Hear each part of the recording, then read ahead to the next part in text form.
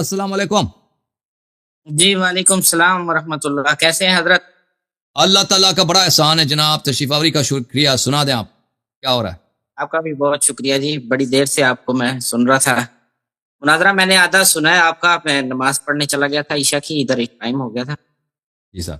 جتنا میں نے سنا ہے تو وہ ہمیشہ کی طرح وہی تھا جیسے پہلے ہمیشہ ہوتا ہے آپ کا مناظرہ.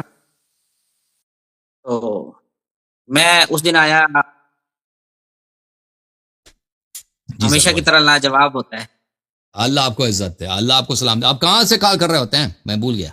میں اسلام آباد پاکستان سے. اسلام آباد. ماشاء اللہ ماشاء اللہ. بہت اچھی شہر. لیکن اللہ ویسے آپ کو میرا سلامتی دے. آبائی گاؤں جو ہے وہ میرا بکھر ہے. دریا خان سے میرا تعلق ہے. ماشاء اللہ ماشاء جہاں پہ اللہ. اللہ آپ ہم کو بہت سلامتی دے. شیعہ کمیونٹی ہے آدھی 50% اور 50% جو ہے سنی کمیونٹی ہے. آدھا اچھا آدھا. ماشاء اللہ. ہاں جی بالکل. بکر میں شیعہ بہت ہے. جی جی. دریا خان بکھر سیم ہی صحیح ہے. صحیح. وہاں پہ اللہ آپ ہم کو ہیں. بہت عزت. ایرین اللہ ایشو آپ کو ہمارے بہت پاس سلام. کافی ہو چکے ہیں. لیکن ہم تو محبت بانٹنے والے ہیں. ہم تو کہتے ہیں شیعہ سنی بھائی بھائی ہیں. ماشاء بھائی اللہ. بھائی کی طرح رہیں اور جو ہے کوئی اختلاف جی صحیح اس طرح فرما. کے نہ پڑیں کہ مسائل ہوں. صحیح فرما رہا ہے. باقی میں بڑے اچھا سے کوشش کر رہا تھا کہ میں جو ہے دین کو اتنا پیچھے جا کے پڑھوں کہ میں حضور صلی اللہ علیہ وسلم کے زمانے تک جو اس وقت ہوتا تھا یا خلفاء راشدین کے دور میں ہوتا تھا تو وہ اس چیز کو میں پہنچ جاؤں اور وہ وہاں پہ میں جو ہے جو چیزیں تھی. صحیح صحیح فرما رہے. اللہ آپ کو سلامتی دے میرے بھائی. اچھا میرے لائق کوئی سوال ہے بھائی. جی سوال آخر. ہیں اسی طرح چھوٹے چھوٹے سوال ہیں جی. جی بسم اللہ. آج تھوڑے اختلافی سوال ہیں. جی اس بسم دن اللہ. اختلافی سوال نہیں تھے. جی سر. پہلے تو میں بدعت پہ بات کروں گا. جس طرح آپ نے ابھی اپنی گفتگو میں پہلے بات کی کہ جو ہے بدعت شیعوں نے نہیں ڈالی اور ہمارے جو ہے سنی مسلک میں جو اہل حدیث ہے یا اپنا بریلوی ہیں ان میں بہت زیادہ ہیں یا سنی ہیں جو حنفی مسلک ان میں بدعت کچھ ہے جو ڈالی گئی ہے. صحیح. تو جیسے اپنا ہمارے پاس ہے بریلوی مسلک. اس میں وہ غوث پاک سے مدد مانگتے ہیں یا جو ہے یا رسول اللہ کہتے ہیں. اسی طرح شیعہ میں یا علی مدد کہتے ہیں. وہ بھی آپ نے کہا کہ وہ ایک عادت ہے وہ ایک رواج ہے وہ اس کا ہم بدعت نہیں سمجھتے. تو وہ اسی طرح باقی پھر یہ تو پھر ساری بدعات ہی نہیں نہیں ختم ہو جائیں گی آپ جو نے صحیح نہیں سمجھا. صحیح نہیں سمجھا. دیکھیں وہ بریلوی جو کرتے ہیں. گریٹنگ کے وقت گریٹنگ سمجھیں تحیت کے وقت جب ہم ملاقات ہوتی ہے تو کہتے ہیں یا علی مدد. یہ تحیت کے طور پر ایک کلچر ہے.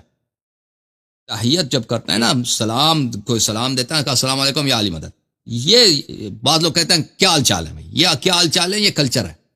ٹھیک ٹھاک ہے آپ. جی یہ کلچر ہے. یا علی مدد کہنا یہاں پہ کلچر ہے. لیکن خود اہل بیت علیہ السلام سے مدد طلب کرنا یہ ہمارے ہاں یہ کلچر نہیں ہے. یہ ہمارے ہاں اس کی حدیث ہے.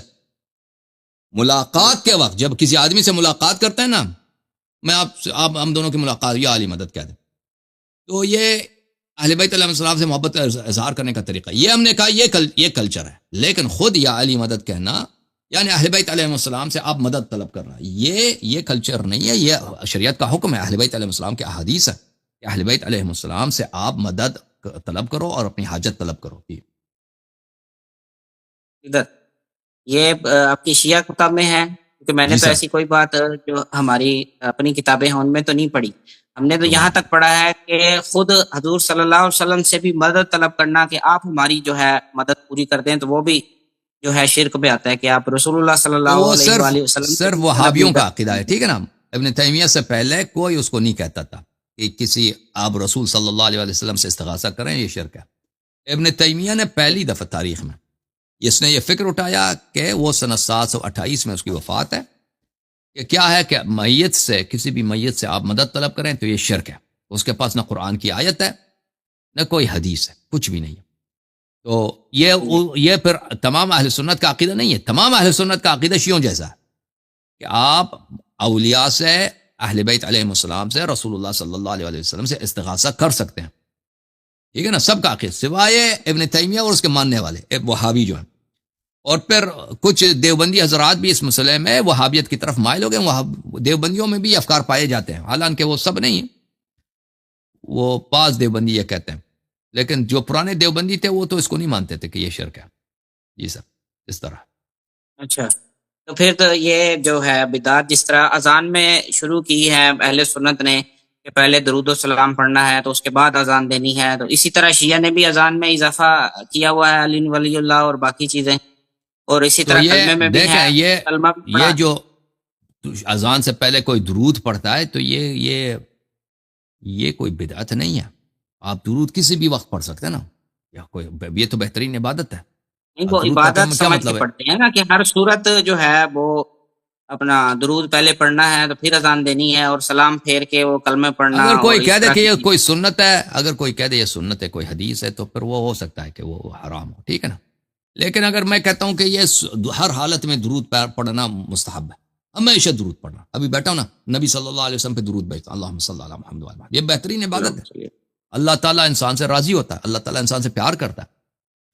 تو یہ آپ اذان سے پہلے، اذان کے بعد، اذان کے درمیان 100 مرتبہ درود بھیجیں، وہ کوئی منع نہیں ہے، وہ بہترین کام ہے. اسی طرح آپ لیکن اذان کے درمیان دین اشہد ان سمجھ کے علی نا، ولی اللہ ثواب کہہ دیں. سمجھ کے، اور ہاں ہاں بالکل ثواب ہے.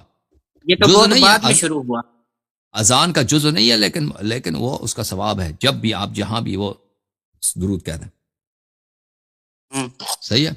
اچھا، حضرت علی رضی اللہ تعالی عنہ، میں نے اس دن کہا کہ میں مولا علی مانتا ہوں ان کو، جی سر. تو کبھی ہم حضرت علی بھی کہہ دیتے ہیں، کبھی مولا علی بھی کہہ دیتے ہیں. صحیح. اور آخری سوال میرا، جی کوئی بات نہیں، آپ بات کریں، کوئی میں میری پرواہ نہ کریں. تو ان کی شہادت کے بعد جو ہے اہل بیت نے خود بھی جو ہے اس کے بعد جب رمضان آیا اور 21 رمضان آیا تو انہوں نے تو کوئی جلسہ جلوس اس طرح کا عمل نہیں کیا. تو تو پھر یہ اب جو اہل بیت چیزیں علیہ السلام شامل ان کے ہو بعد گئی ہیں. بڑے مظلوم تھے نا. مسلمانوں کی یہ حالت تھی کہ امیر المؤمنین علیہ السلام کو ہر جگہ گالی دیا جاتا تھا، لعنت کیا جاتا تھا مساجد سے. شیعہ جہاں بھی ہوتے تھے ان کو قتل کیا جاتا تھا. یعنی امیر المؤمنین علیہ السلام کے ان کے وفات کے بعد، ان کی شہادت کے بعد کس کی حکومت ہے؟ معاویہ کی حکومت ہے. معاویہ کی حکومت میں شیعوں کو قتل عام کیا گیا، ہر جگہ پہ چن کے ڈھونڈ کے لاتے تھے، قتل کرتے تھے. کسی کو شبہ ہوتا تھا کہ یہ شیعہ، اس کو قتل کیا جاتا تھا. بات یہاں تک پہنچی کہ لوگ اپنے تشیع کو چھپاتے تھے، لوگ اپنے اولاد کو نہیں بتاتے کہ میں شیعہ ہوں، ڈر کی وجہ سے. کیونکہ میرا بیت تو بیٹا کی گئی بیوقوف ہے، یہ معاویہ کے سادہ ہاتھ. ہے، یہ بچہ ہے، یہ بازار میں جا کے کسی سے کہہ دے گا کہ بھئی ہم علی علیہ السلام سے محبت کرتے ہیں تو ہمیں قتل کیا جائے گا. تو جب حالت یہ ہے تو آپ توقع نہ کریں وہاں پہ شیعہ جلسہ بھی کر سکتے ہیں، ٹھیک ہے نا. یہ توقع ہی غلط ہے.